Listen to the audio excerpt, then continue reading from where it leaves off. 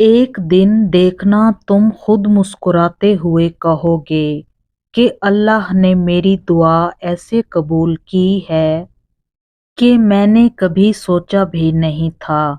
تم کہوگے کہ اللہ نے معجزہ کر دیا ہے جس کا میں نے کبھی تصور بھی نہیں کیا تھا، اور دیکھنا یہ کہتے ہوئے تمہاری آنکھیں نم ہوں گی اور تمہارا دل جو اتنا سفر کرتے کرتے تھک چکا تھا اب وہ اطمینان میں ہوگا۔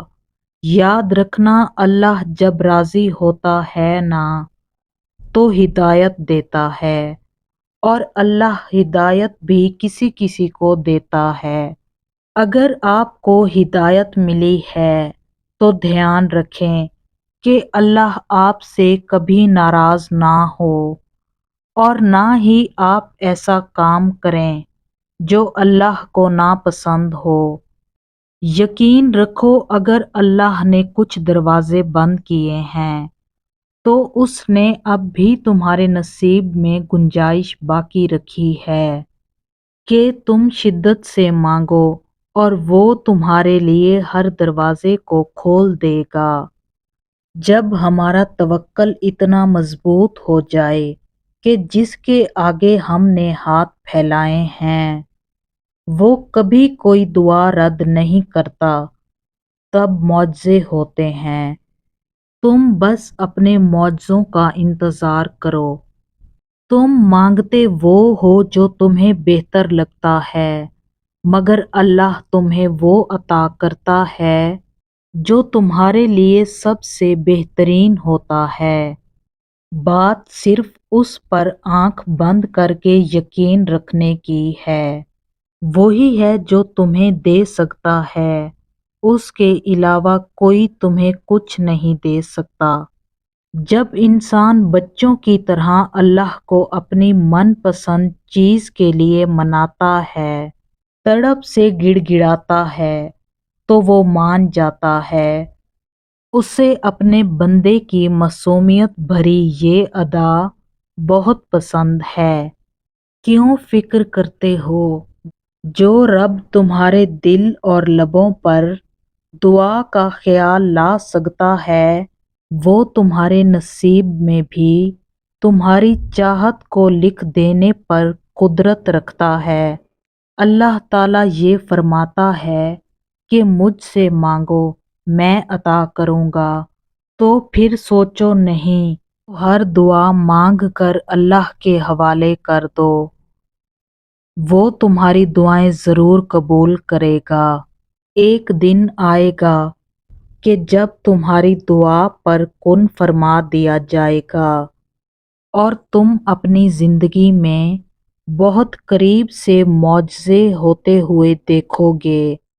جب تمہارا خواب حقیقت میں تبدیل ہوگا تو تمہیں اپنی آنکھوں پہ بھی یقین نہیں آئے گا اور تمہاری خوشی کا کوئی ٹھکانہ نہیں ہوگا۔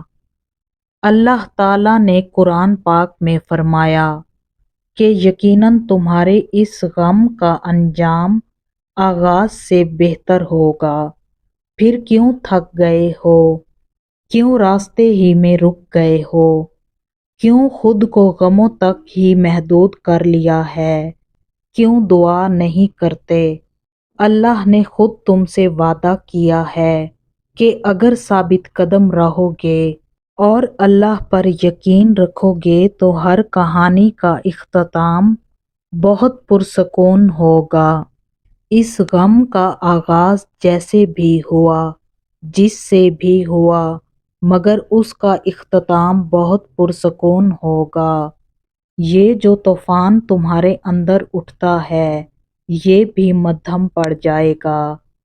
جو یاد تمہیں سونے نہیں دیتی اسے تمہارے دل سے مٹا دیا جائے گا۔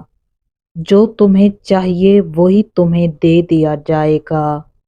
جو بہتر نہیں اسے بہتر بنا دیا جائے گا، اور جو چھوڑ گیا تمہیں اس کے بدلے اس سے بھی بہتر عطا کر دیا جائے گا۔